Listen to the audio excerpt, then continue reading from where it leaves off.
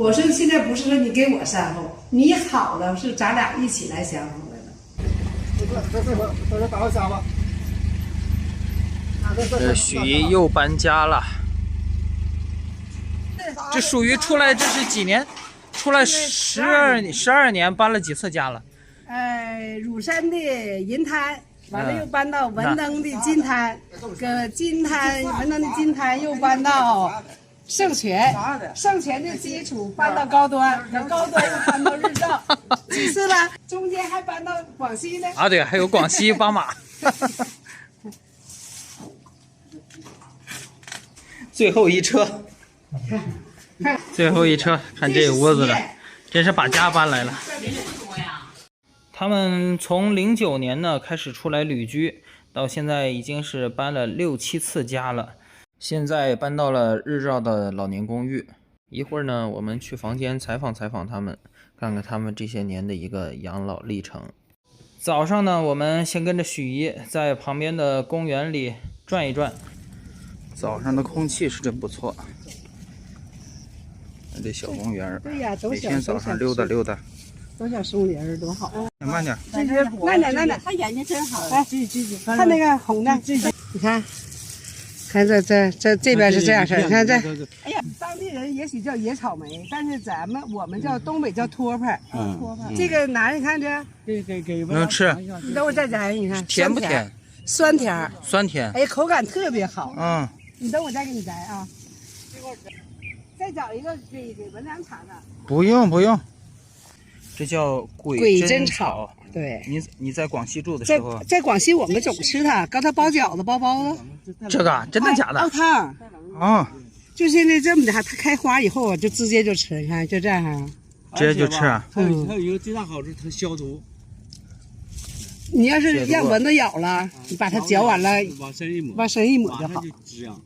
哦，这个7点多少吃饭啊？7点20。7点20。啊，7点20。正好回去洗洗就开始吃饭了。对。这忙活一早上，添一个菜。啊，添个菜。关键是这个菜对身体有好处啊。嗯。我们先吃饭，看这是今天早上的一个劳动成果。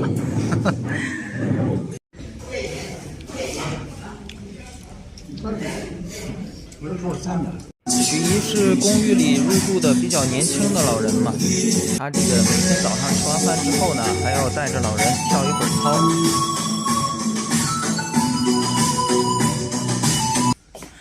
你看廖叔，你们这是从09年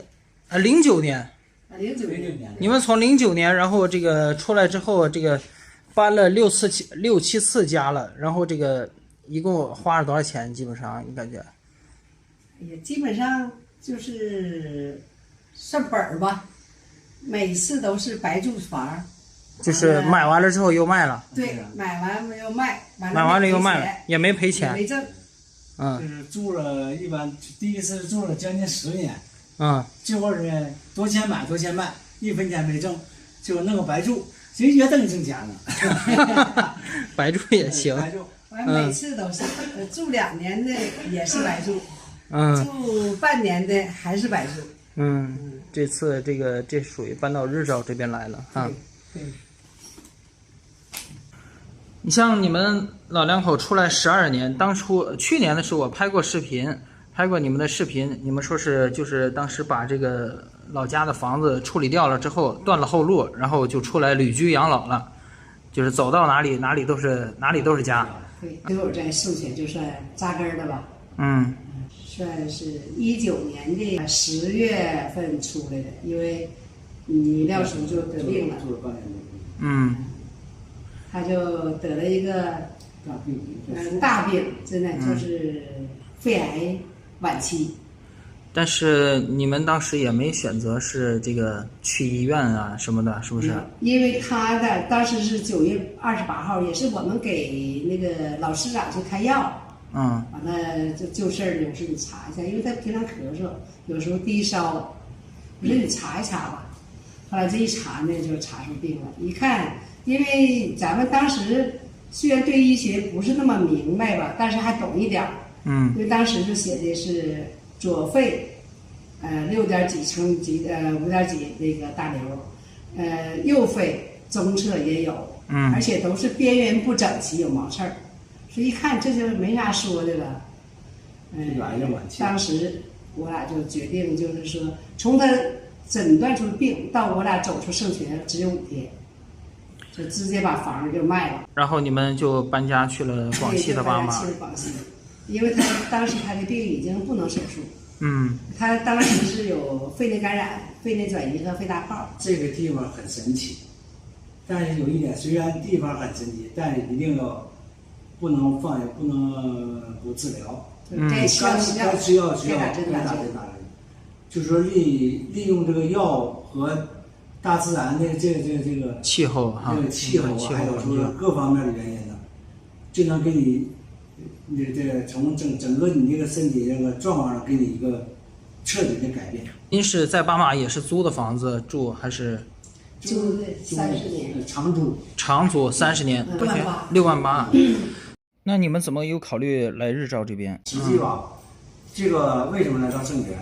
主要的想法是为了我，也是为了我养病。因为养病啊，特别是类似这样的大病，一定要有一个环境要好，又要舒服医疗条件又要好的，就是这么个地方。实际日照这个地方呢还是不错的。对，到这边一考察，周边的环境特别美，特别好。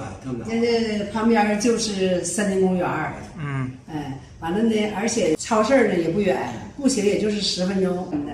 另外上日照来还有一个啥呢？得说啥啊？米廖叔他也是在做他的善后啊，你这么说。他总说他呢，意思他100年之后给我占个地儿，让我在这块儿，为啥要选择没厨房呀？就不用做饭了，就是享福。我说现在不是说你给我善后，你好了是咱俩一起来享福来了，因为他好了。是不？现在不存在，慢慢就好了。对，是他现在已经是好了，右肺已经是结节了。现在的话，夏天等冬天的时候再往巴马那走，再住一段时间啊。因为那边毕竟是那些自然条件，还有它硒呀，是小分子弱碱水，这都是对身体有利的。因为夏天那个地方太热，所以夏天我们就回日照，冬天再回巴马。再跑几年吧。